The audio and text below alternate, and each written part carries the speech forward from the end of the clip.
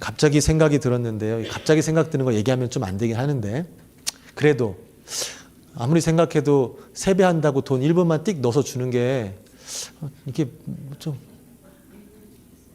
일부 주는 게, 그래서 편지를 좀 써서 쓰실 분들은 안에다가 야, 아니 사랑한다, 축복한다, 뭐라도 그냥 아이들이 그냥 봉투에 돈 들어있는 것만 받는 것보단 어른들의 어떤 그 따뜻한 글씨, 이 편지를 읽는 것도 나름 의미가 있다는 생각이 들어서, 혹시 마음이 감동이 되시고 시간이 허락되시는 분들은 짧게라도 아이들한테 이렇게 축복의 메시지를 쓰셔도 좋을 것 같아요.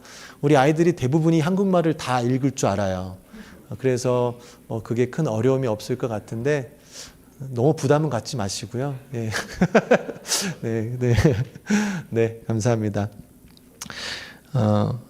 우리가 살아가는 데 있어서 이 관계의 중요성은 누구나 다 알고 있습니다. 사람이란 관계적 존재이기 때문에 타인과 구별하면서 살 수가 없어요. 그래서 우리들은 살아가면서 타인에 의해서 큰 영향을 받게 되죠. 그래서 인간의 진정한 행복을 우리가 찾지만, 여기저기서 찾지만 인간이 느낄 수 있는 가장 이 행복은, 큰 행복은 바로 관계에서 얻을 수 있다고 합니다. 반대로 우리의 삶 가운데 사람들과의 관계가 좋지 않으면 우리는 이 불행이라는 것을 경험하게 되죠. 예를 들어서 우리가 집이 있을 때 집이 화려하고 너무 좋아요. 크고 너무 좋은데 집안에 불화가 있어요. 아내하고 남편하고 싸우고 자식들은 말도 안 듣고 맨날 이런 가족이 있는 집이 있다면, 아무리 집이 좋아도 형식적으로는 커도 집에 가는 발걸음이 무겁겠죠. 근데 반대로 집이 그렇게 크고 화려하지 않더라도 집에 가면 내가 사랑하는 아내가 있고 내가 사랑하는 남편이 있고 너무나 이쁜 자녀들이 있다면, 내가 사랑하는 사람이 집에서 나를 기다리고 있다면 이 집에 걸어가는 발걸음이 얼마나 가볍겠습니까? 이것이 꼭 가정뿐 아니라 우리가 어디를 가나 똑같습니다. 교회를 올 때든 일터에 갈 때든 내가 사랑하고 참 나하고 관계가 좋은 사람들이 있으면 그곳에 가는 길이 너무 가볍고 좋지만, 정말 싫은 사람이 있으면 어쩔 수 없이 가기는 가야 되지만 그곳에 가는 길이 참 쉽지 않죠. 로마서 12장 17절 말씀에 보면요, 하나님께서 우리에게 말씀해 주시기를 모든 사람 앞에서 선한 일을 도모하라 라고 말씀하십니다. 근데 이 말씀의 뜻을 좀 원어적으로 좀 다르게 이해하면요, 이렇게 이해할 수 있습니다. 자신을 위해 도덕적으로 선한 혹은 칭찬할 만한 것들을 계속해서 고려하라. 즉 선한 일을 하고 칭찬받을 일을 하는데 그것이 남을 위한 것이 아니라 자신을 위해서 그 일을 하라고 합니다. 그 일을 통해 누군가에게 선을 베품을 통해 좋은 관계를 맺고, 그 좋은 관계를 통해서 네가 얻을 수 있는 유익을 택하라는 하나님의 지혜의 말씀인 것이죠. 에베소서 2장 10절 말씀에도 보게 되면요, 하나님께서 우리를 선한 일을 하기 위해서 만들으셨다고, 선한 일을 위하여 지으셨다라고 합니다. 우리들의 정체성 자체가 선한 일을 하기 위해서 만들어진 거예요. 그래서 인간의 속성은 하나님을 아나 알지 못하나 우리가 경험할 수 있는 것은 누군가를 도울 때, 어려운 일을 도울 때 기쁨을 느끼는 것, 나의 물질과 시간과 에너지를 사용하는데 그러므로 누군가를 돕는데 기뻐하는 것, 그것이 원래 하나님께서 우리를 그렇게 창조하셨기 때문에 우리가 그런 일들을 경험할 수 있게 됩니다. 관계가 우리한테 이만큼 중요한 것은 알고 있는데, 문제는 지식적으로 알고 있는데 이걸 어떻게 정말 할 수 있을까의 문제인 거죠. 관계를 좋게 갖는 것이 모르는 사람은 하나도 없으나 정말 중요한 우리가 넘기 힘든 문제는 아무리 노력을 해도 어쩔 수 없이 깨질 수밖에 없는 환경이 생기는 거예요. 내가 아무리 저 사람과 관계를 좋게 하려고 해도 내 힘으로는 도저히 좋은 관계를 쌓을 수 없는 상황이 우리의 삶 가운데는 꼭 일어날 수 있기 때문에 우리는 어려움이 있습니다. 또한 어떤 사람은 그냥 얼굴만 봐도 싫은 사람이 있어요. 아유, 저 사람 왜 저렇게 생겼어. 아유. 저도 많이 듣는 것 같아요. 왜 저 목사는 말을 이렇게 천천히 해. 머리는 왜 내려왔어. 머리는 왜 올렸어. 보이는 사람들에 따라서 자기가 선호하는 거에 따라서 사람을 판단하고 그 사람을 죄송합니다. 좋아하기도 하기도 싫어하기도 합니다. 이게 우리예요.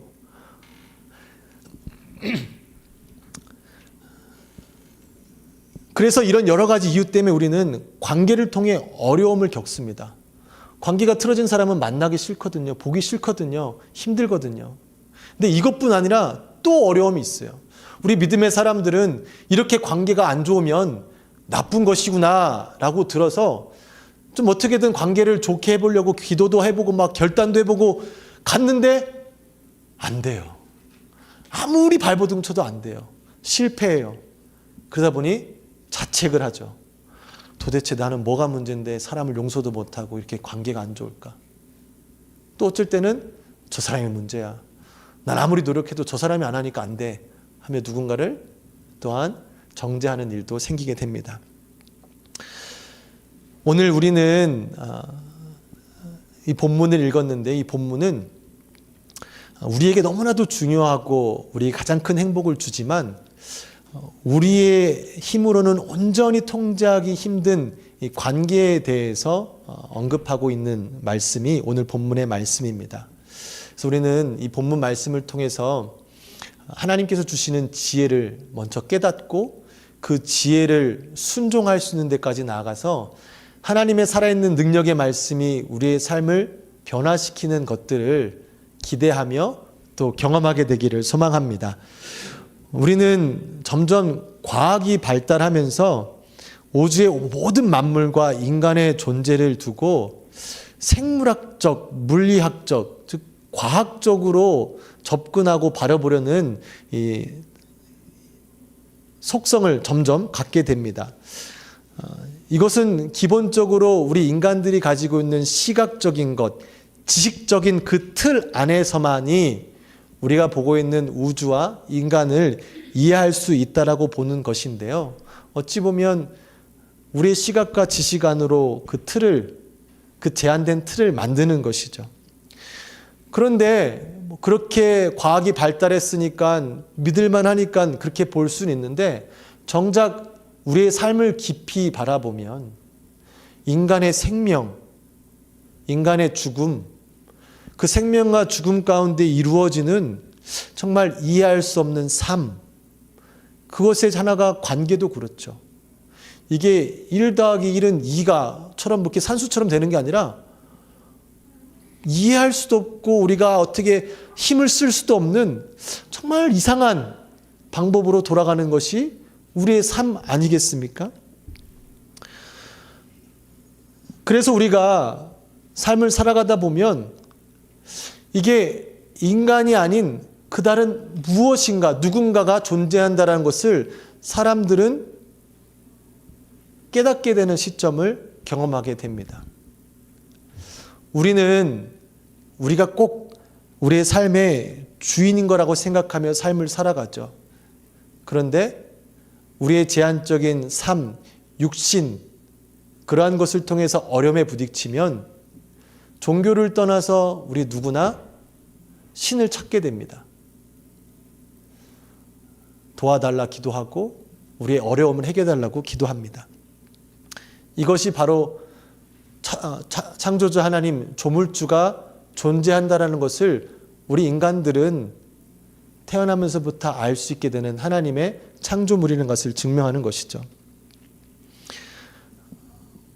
우리가 조금 전까지 관계의 중요성에 대해서 얘기했습니다. 관계가 좋으면 행복하고 사람들과 관계가 나빠지면 불행함을 겪게 됩니다. 근데 더 중요한 관계가 있죠. 우리를 창조하신 하나님과 창조물인 우리의 관계가 온전하게 이어지지 않아 있으면 우리는 삶 가운데 참된 기쁨과 보람을 느낄 수가 없죠. 하나님께서 목적이 있으셔서 그 목적대로 우리를 지으셨는데 우리는 그 목적을 알지도 못하고 우리를 지으신 이를 깨닫지도 못한 채 삶을 살아갑니다. 그래서 엉뚱한 목적을 세워놓고 엉뚱한 의미를 부여하며 삶을 살아가다가 끝내는 내가 엉뚱한 것을 위해 살아왔구나 라며 삶을 마감하는 것이 우리의 인생들 아니겠습니까? 꼭 이것이 인생 끝이 아닐 수도 있어요. 삶을 살아가다 보면 내가 참 많은 것들을 투자하며 헌신하며 보냈던 그 어떤 것이 지나고 나서 보니 이게 아무것도 아니었구나 라는 것을 깨닫는 것이 우리 인간들 아닙니까? 하나님 없이, 우리를 창조하신 하나님 없이 세우는 우리만의 목적과 의미는 반드시 흔들릴 수밖에 없습니다. 왜? 진리가 아니기 때문에 그렇죠. 그래서 우리는 그 창조자 하나님과의 관계를 회복해야 되는데 우리에게는 본질적으로 속성이 하나님을 찾기보다는 나 자신이 내 삶의 주인이 되고자 하는 속성이 있습니다. 내 삶이니까 내 뜻대로 내가 원하는 대로 살고자 하는 마음이 우리 안에 있죠. 이것을 성경은 바로 원죄라고 하죠. 주인이신 하나님, 그 하나님이 내 삶의 주인이어야 되는데 그 자리를 내가 빼앗고 내 스스로가 내 삶의 주인으로 살아간다는 것이 우리가 태어나면서 가지고 있는 원죄라고 합니다. 이 죄로 인해서 우리는 창조주 하나님과 관계를 맺을 수가 없어요. 이 죄는 하나님과 우리의 사이를 아주 꽉 넘어갈 수 없는 담처럼 막아놓은 것이죠. 그런데 창조주 하나님께서는 본인이 만드신 창조물과의 깨어진 관계가 편치 않으시죠. 그래서 전능하신 하나님께서 당신이 하실 수 있는 최고의 일을 통해 그 관계를 회복하게 하십니다. 그 죄에 대한 죄값은 누군가는 받아야 되는데 그 죄값을 피조물들인 인간이 받으면 결국의 끝은 죽음밖에 없는데 죽이는 거는 아무런 의미가 없기 때문에 그 사랑하는 자들을 살리기 위해 자신의 가장 귀한 예수님을 희생하셔서 그 죄값을 대신 치러주신 것이죠. 그래서 그 사실을 믿는 자들은 그 하나님이 하신 일들을, 그 일들에 대한 혜택을 누릴 수 있다는 것입니다. 분명히 진리는 누가 인정을 하든 인정을 하지 않든 흔들리지 않는 진리입니다. 그런데 그 진리를 받는 자들은 그 진리에 대한 혜택을 받지만 아무리 진리가 흔들리지 않더라도 그 진리를 받아들이지 않는 자들에게는 그 진리가 전혀 소용이 없게 되는 것이죠. 하나님께서 하실 수 있는 일을 하신 것입니다. 얼마 전에 저희가 전교인이 가지 못해서 아쉽지만 한번 그래도 많은 인원이 함께 식당을 간 적이 있어요. 한 30명의 인원이 식당을 갔습니다. 저희끼리 맛있게 밥을 먹고 이제 나가려고 하는데 종업원이 오더니 누가 밥값을 냈대요. 별로 놀랄 일은 아닌가 봐요.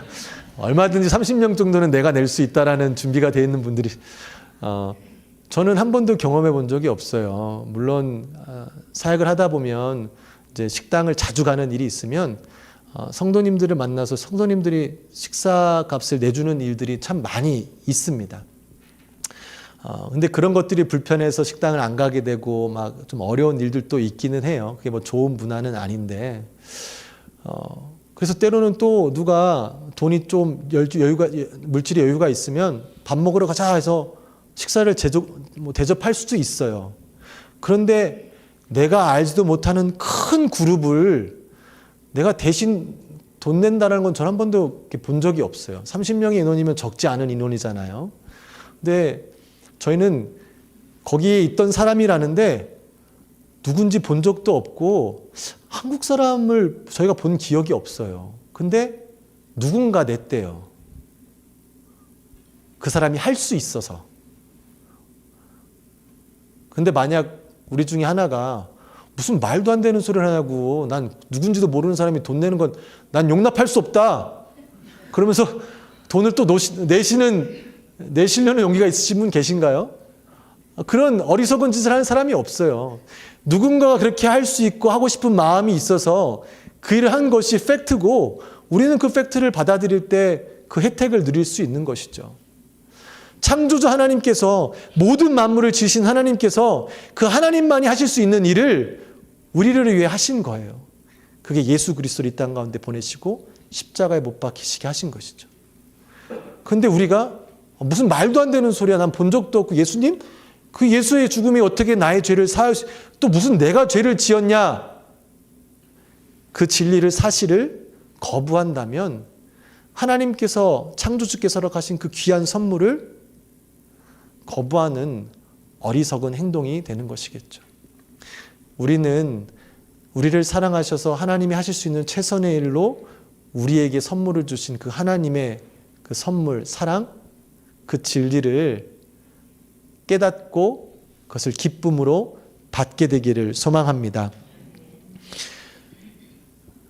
그래서 하나님께서는, 제가도 몇 번 언급했지만, 이러한 하나님의 헌신적인 사랑을 선물이라고 표현하셨습니다.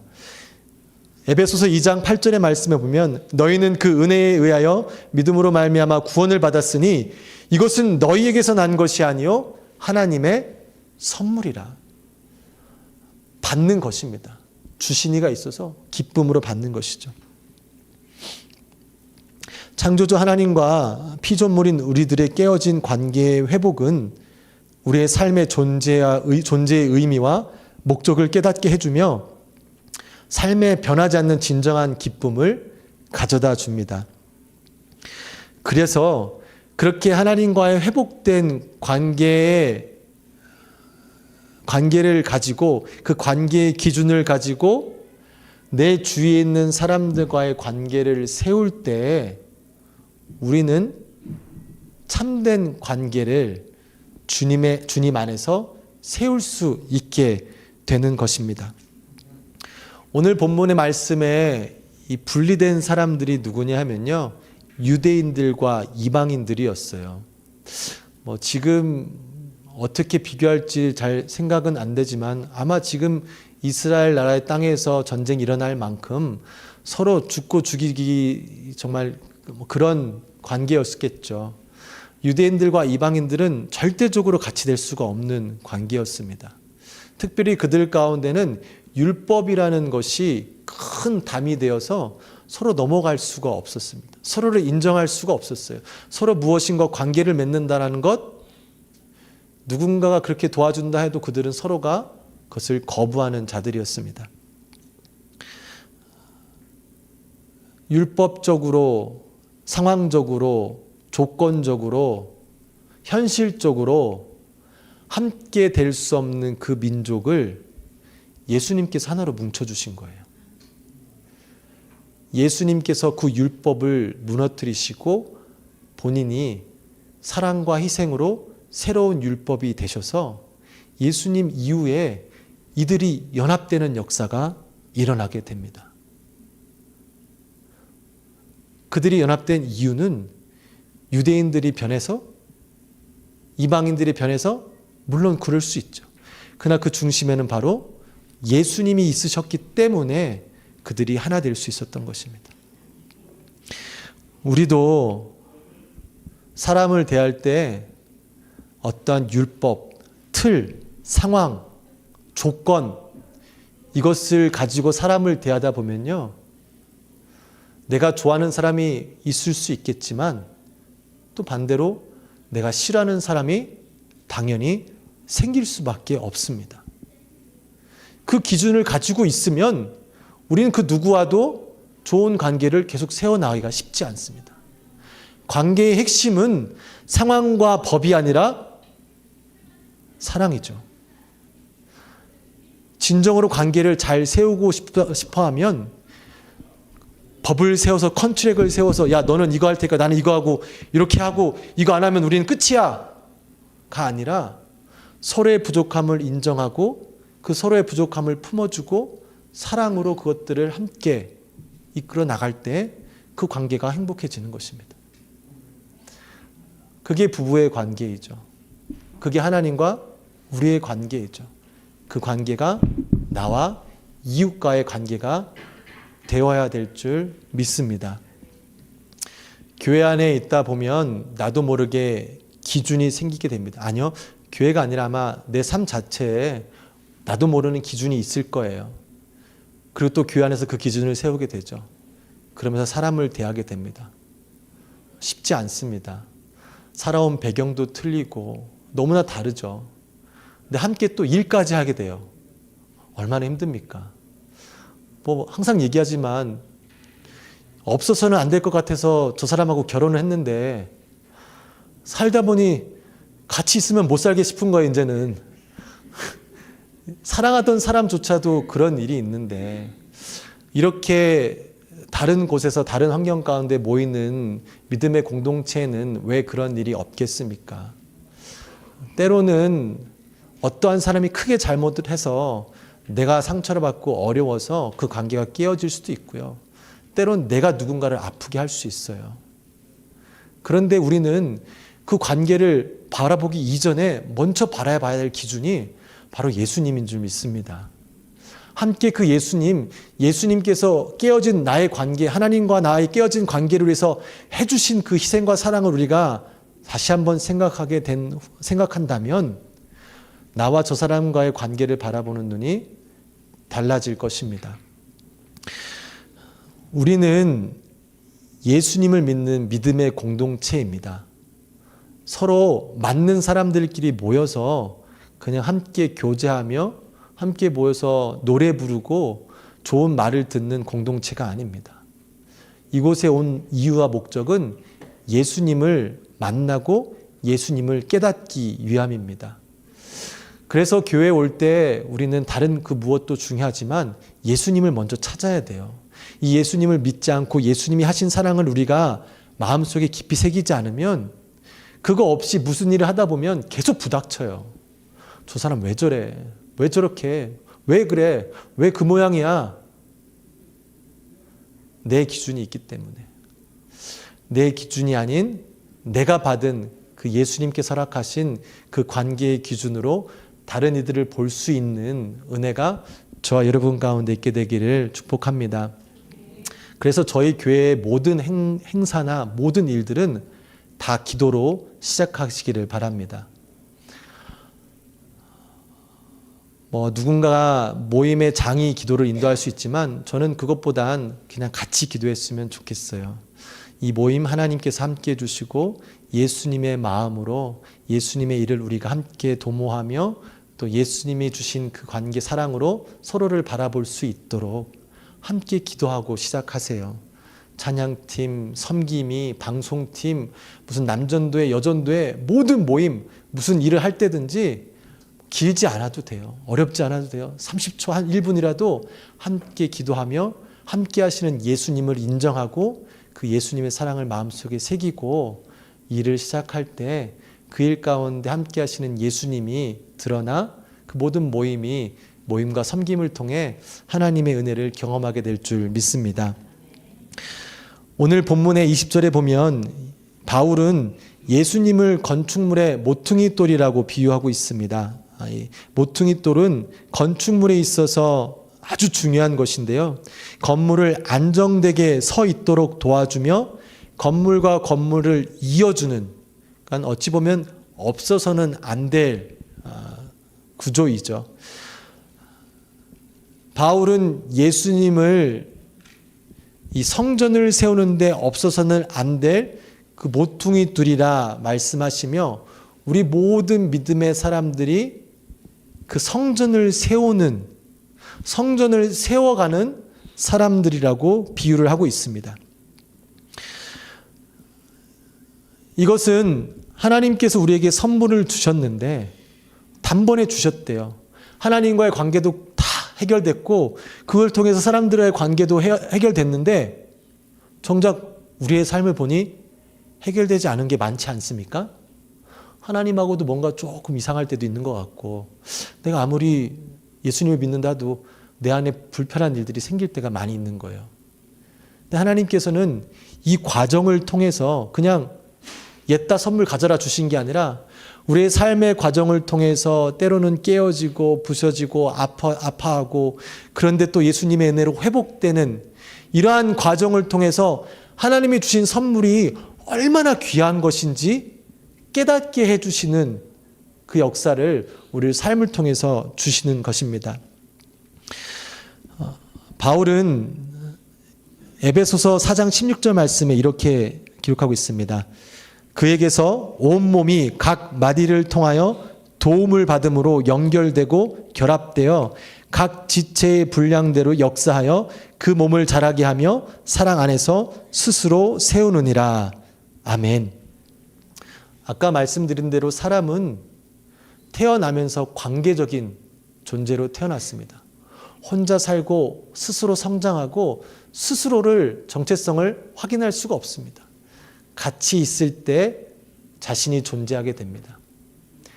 신앙도요, 혼자는 절대라고 하면 안 되겠죠. 그렇지만 almost 혼자는 성장할 수가 없습니다.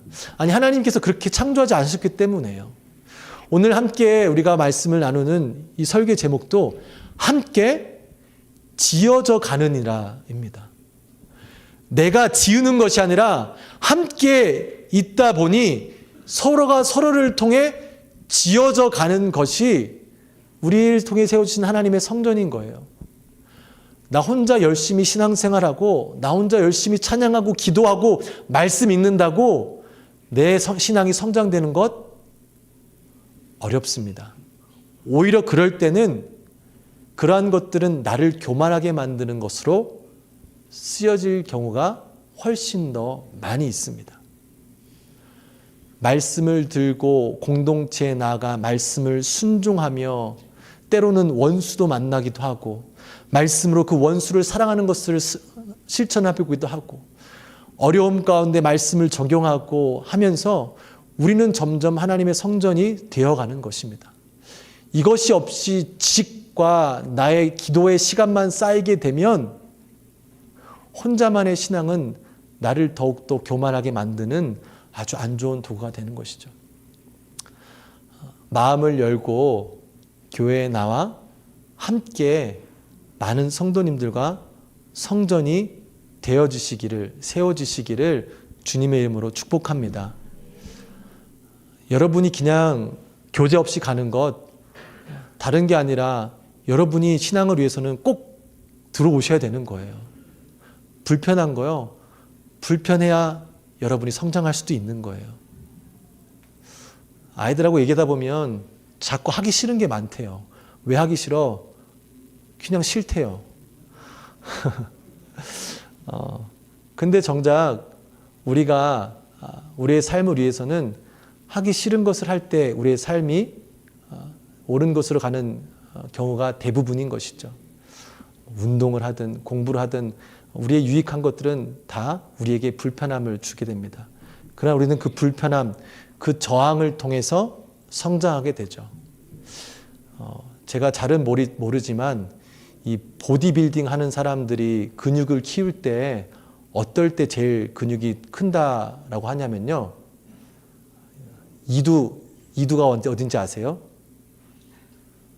우리 운동을 갑자기 지금 탱님 집사님 이두 운동할 때 어떻게 운동을 하나요? 그렇죠. 빡세게 해야 이두가 생겨요. 그래서 이렇게 아령 같은 걸 들잖아요. 근데 아령을 들 때 근육이 커지는 게 아니라 아령을 내릴 때 힘을 주면서 내려야 커진대요. 이게 저항의 능력이라는 거예요. 저항할 때 우리가 성장하는 거예요. 신앙생활이 내 편한 대로, 내 즐거운 대로, 내 마음대로 하는 게 우리를 성장시키는 것이 아니라 때로는 불편하고 어렵고 힘들지만 그곳에 들어갈 때 우리가 성장할 수 있는 기회를 얻게 되는 것입니다. 때로는 힘드시더라도 그런 하나님의 역사하심을 기대하며 우리가 조금 더 하나님 앞에 또 공동체 앞에 나아가서 그 가운데서 나만 성장하는 것이 아니라 또 그런 나를 통해서 서로가 성장하게 되는 역사가 우리 교회 공동체 가운데 있게 되기를 원합니다.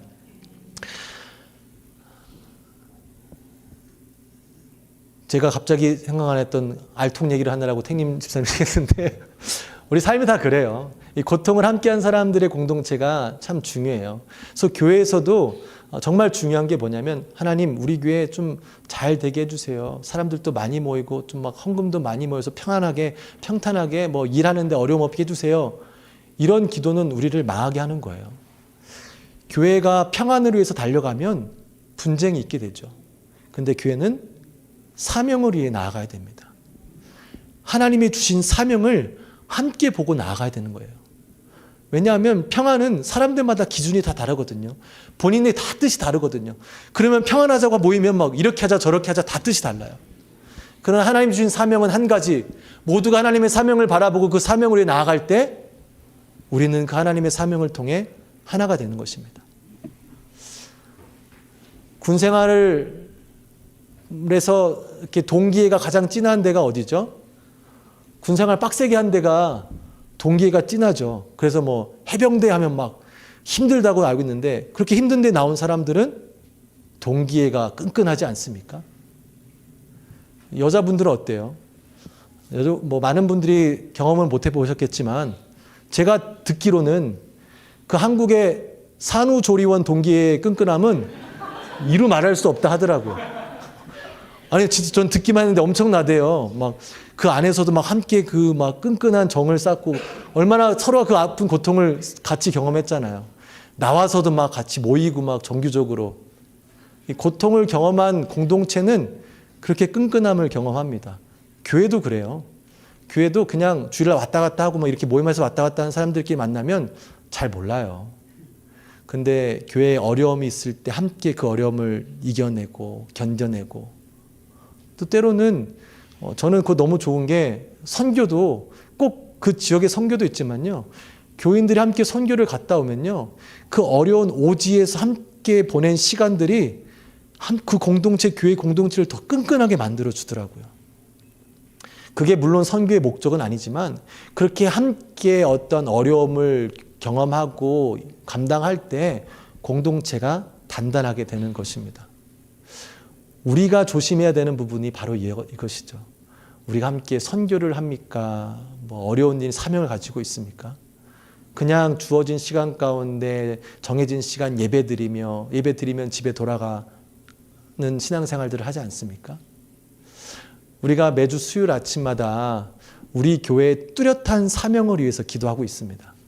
그냥 하나님을 위해 살아야지가 아니라 실질적으로 적용하며 그 일을 할 수 있는 함께 바라보며 나아갈 수 있는 사명을 찾고자 기도하고 있습니다. 우리 교회가 그냥 단순히 정해진 종교생활 일주일에 한 번씩 교회 와서 예배드리고 돌아가고 일주일을 사는 그런 종교생활을 하는 곳이 아니라 또 그로 인해서 때때로 분쟁도 생기고 어려움도 있고 싫어하는 일이 있어서 누가 교회 나가느니 마느니 이런 문제를 우리가 골치 아파하는 게 아니라 하나님이 주신 사명을 깨닫고 우리 모두가 각자 다르지만 그 한 가지의 사명을 해서 함께 뭉쳤을 때 한 몸이 되는 거예요. 서로 다르니까 다른 사람들끼리 뭉쳐서 한 몸, 한 성전을 이루게 되는 것. 이러한 교회, 믿음의 공동체를 우리가 함께 꿈꾸며 나가게 되기를 소망합니다. 성전을 세우기 위해 먼저 우리가 해야 될 것이 있습니다. 성전을 세우려면 제일 중요한 게 무엇이죠? 땅이 있어야 하잖아요. 땅이 없으면 성전을 못 세웁니다. 그래서 오늘 본문에서도 바울은 이 터전을 언급하며 터전을 사도와 선지자들을 이야기하고 있습니다. 여러 가지 다르게 해석할 수 있지만 바울이 이야기하는 이 뜻 중에 우리가 이해할 수 있는 것은 사도와 선지자들, 즉 구약과 신약에서 일했던 하나님의 사람들인데 물론 훌륭한 사람들이죠. 그냥 단순히 그 훌륭한 사람들이 교회의 터전이 된다라는 뜻보다는 하나님께서 그들에게 주신 사명, 즉 하나님의 말씀을 전하라 세워주신 선지자들, 사도들, 그들이 가졌던 그 말씀이 바로 교회의 터전이 돼야 되는 것으로 우리는 이해할 수 있습니다.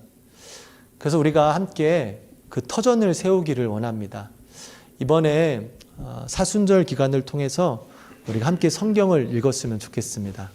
성경 통독이 아니라 성경 읽기예요. 제가 이제 이번 주간에 여러분께 카톡으로 정보들을 보내드릴 거예요.